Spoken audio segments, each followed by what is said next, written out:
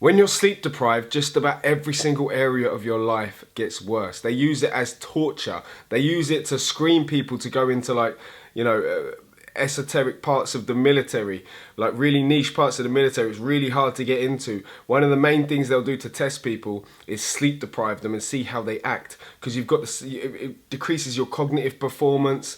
You know, it makes you make poorer decisions, poorer choices with food, with everything. So sleep deprivation, you know, eventually can kill you. You know, it can literally kill you if you deprive yourself of sleep for long enough. So what do you think happens when you look at optimizing your sleep and getting better sleep and taking your sleep seriously? So a lot of people don't. A lot of people, you know, they focus on exercise and nutrition and stuff like that and put their focus and attention on there. But if you haven't got the sleep right, if you're not looking at your sleep, then you are missing what is probably the lowest hanging fruit for you to have better health, better energy, better well-being, and generally just overall a better life. So wow, that was a long intro, wasn't it?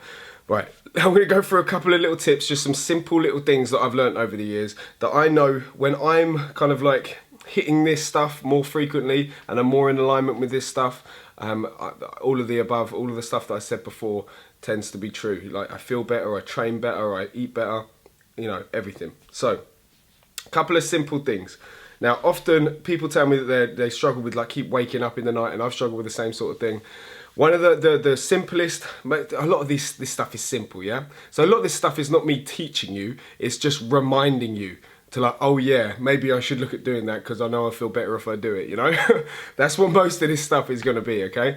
So we'll just go through a couple of little tips and try to, over the next month or so, set yourself a target to have better sleep, better quality sleep, and see how much of an impact it's going to have in your life, okay? So the first thing is no fluids or food 3 to 4 hours before bed, okay?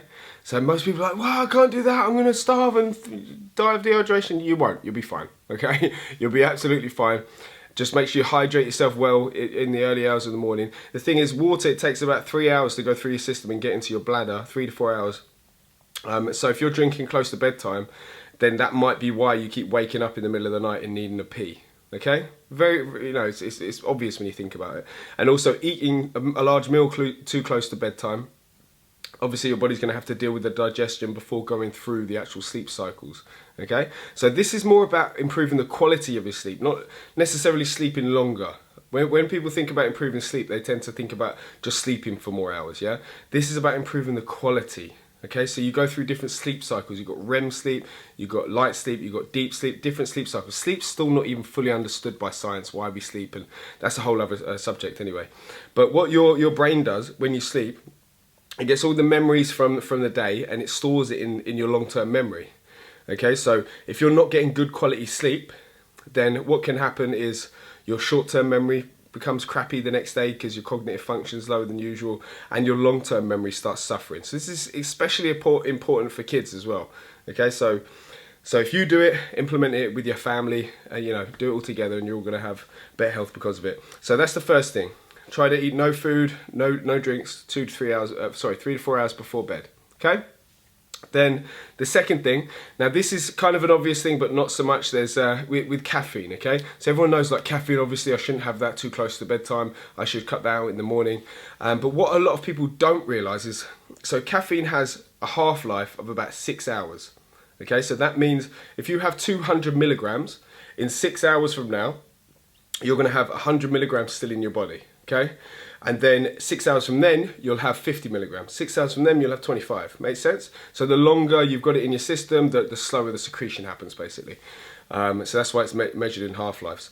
So what that means is if you plan to have at noon, 12 o'clock or 1 o'clock in the afternoon, if that's, say, the last time you have a cup of coffee, say for instance, we'll use the 200 just for simple math again, or let's just use the cups. So if you had 2 cups of coffee at 12 o'clock in the afternoon, in 6 hours time, 1 whole cup worth of caffeine is still going to be in your system. Another 6 hours time, half a cup is still going to be in the system. So by midnight that night, half a cup's worth of caffeine is still going to be in your system.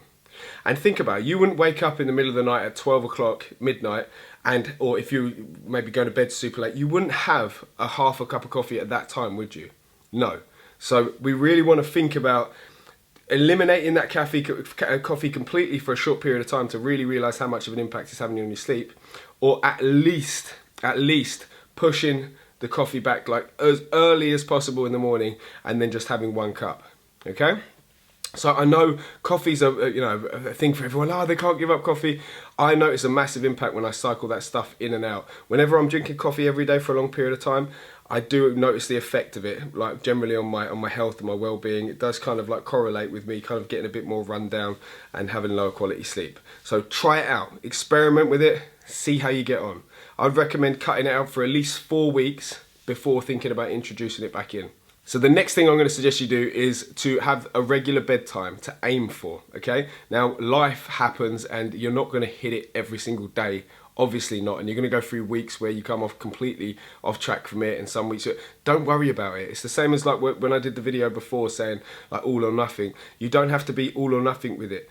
Okay, so you're aiming for this, you'll have a bedtime that you're aiming for every day, and some that you come off it and you just keep realigning. You don't have to punish yourself or feel guilty or feel bad for not sticking to that bedtime.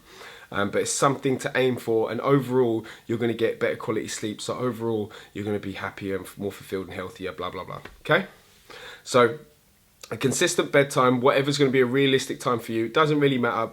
Do it whenever you want. Mine's about 9 o'clock. Okay, so I aim for 9 o'clock, so I set an alarm, set a bedtime alarm. Okay, not many people do this. Set an alarm to go to bed, not to wake up. Set an alarm to go to bed, and then you shouldn't. Eventually, you shouldn't really need one to wake up. You should start waking up before your alarm. Set one just in case, because you don't want to be late.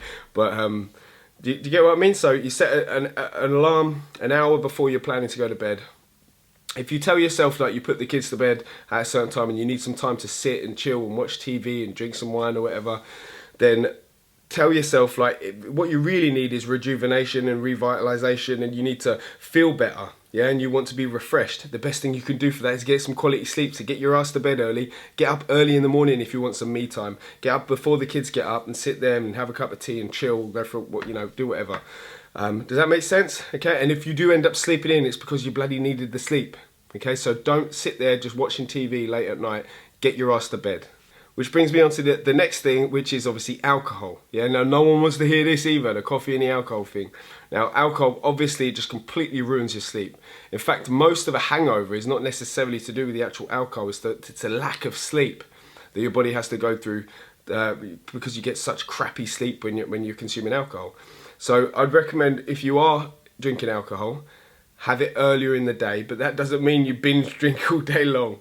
You have it like with a meal, an earlier meal, 1 or 2 glasses of wine. That shouldn't be too bad a few days a week. Yet again, it's something you've got to intuit. You've got to figure out what you think and feel is the best strategy for you right now. Yeah, if you're drinking wine every single day, every single night, it might be a good idea to just eliminate it for a while. Yeah, eliminate it for 4 weeks, 6 weeks. Yeah, and it will be tough, but then at least you can consciously, bring it back in if you choose to. You're not just doing it out of compulsion. Okay, so my recommendation, cut the wine out for a month. You're going to sleep better, you're going to feel better, everything else will get better, it'll be worth it, okay? Couple of other little simple things, that your environment for sleep. So obviously light is one of the most important things, making it as dark as possible. You should be able to make your room dark in the daytime. That's how light proof it should be, from lights in the street and stuff like that. So try to get good blackout blinds, put some time and energy and effort up front to do this stuff, because it's going to pay you in dividends over the long haul. Okay, so blackout blinds, make sure there's no little lights in there. There shouldn't even be a TV in your room as well, so no little lights anywhere. If there is a TV in your room, get rid of it, get it out of the room. The room's for 2 things, okay? Sleeping, and then you know what the other thing is. All right, so no TV in the room, no little lights, no little LED lights or anything like that. Because even though you think it's not bothering you, it can affect your sleep cycles a little bit. If your brain thinks that it's daytime, if it's stimulated by light and it stimulates your organism to wake up a little bit and release a little bit of adrenaline and cortisol, that might be affecting your sleep throughout the night. Okay, so even the smallest little light, just get rid of it all. Okay. And then you can wear an eye mask as well, especially if you live with family and the hallway light might be coming on in the middle of the night, someone going to the toilet. Put an eye mask on as well. That will optimize it, all right? Then the next thing you can do is the temperature. So the temperature needs to be as cool as possible. That's the best for your body to get into a deep sleep, is a nice cool temperature. So if you usually have the heating on, turn the heating off and maybe just use some more blankets initially.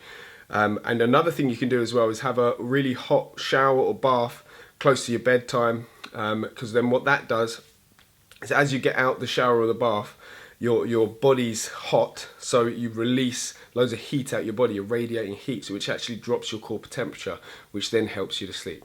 Okay, so there's another thing you can do. Another thing as well, which I've only just started doing, which really helps actually, is putting these, you get these little nose strips. Okay, they're over there somewhere, but you get these little nose strips you put over your nose, and all it does is it kind of holds your nostrils open a little bit. Okay, so it just allows more airflow. This helps if you snore as well, or if your partner snores, stick one on them. Okay, you put it across the bridge of your nose. Just go on Amazon or Google or whatever and put in nose strips, and you'll find little packs of them. They're just like little plasters you put across your nose, and you can feel straight away you can breathe better through your nose. Yeah, so because usually at night time we're over breathing through our mouth, which can cause you to basically hyperventilate, which you don't want to do. You want to breathe through your nose, so you can do mouth taping, but I suggest just getting that thing across your nose, and then if it is a real big problem snoring and stuff, you can actually get a little square piece of tape and put it over your mouth. Believe it or not, that's actually a thing. Just Google mouth taping for snoring, and I'm sure you'll find some articles on that. And another thing that I've only just recently started doing is white noise, especially if I'm staying in hotels and stuff like that. Just get a little white noise app on your phone or a fan, and you can just turn it and put it against the wall if you don't like it on you. And just something with a constant noise, because then the external noise and stuff and environmental noises that you can't control, it kind of just drowns all that out. So it's not something that's going to keep waking you up a little bit throughout the night. Another thing that I've recently tried is a weighted blanket. Yeah, so you're supposed to get about 10% of your body weight. So I'm about 85 kilos, and I've got about an 8 kilo blanket, and it feels a bit too light for me. So I feel like I need a heavier one. But it feels pretty good, to be honest. Like, it feels, they use them to for autistic children and stuff, to help to calm them down and feel like more secure, I guess. But it does help you to like move less. If you're very, very fidgety when you're in bed, it does help you to like kind of like ground you a bit and make you move less, and it does work. It does help you to sleep better. So that is something else that you can consider trying. Now, I recommend that you go back through this video, you write down all the little points and do all of them. Yeah, so even if this has like a 5% improvement on the quality of your sleep, that is going to make a huge difference over the period of months and years. Okay, so putting this upfront effort in to reap the rewards over the next few months and years will be worth it for sure. Okay, so go back through the video, get all the little bits, write them down, order the stuff you need to order, and I hope you get better sleep. One more last thing that I want to suggest you do as well is consider that you might be struggling to sleep and having bad sleep because you're just not kind of like exerting yourself enough throughout the day. Yeah, you need to have everything cyclical, yin and yang. If you want really nice, deep, restorative, restful sleep, then maybe try increasing your intensity of your output in the day. So do things that are more challenging, you know, work out, get out and about doing stuff, solve problems that are challenging and hard, you know, all that sort of stuff, especially the exercise, and earlier in the day if you can.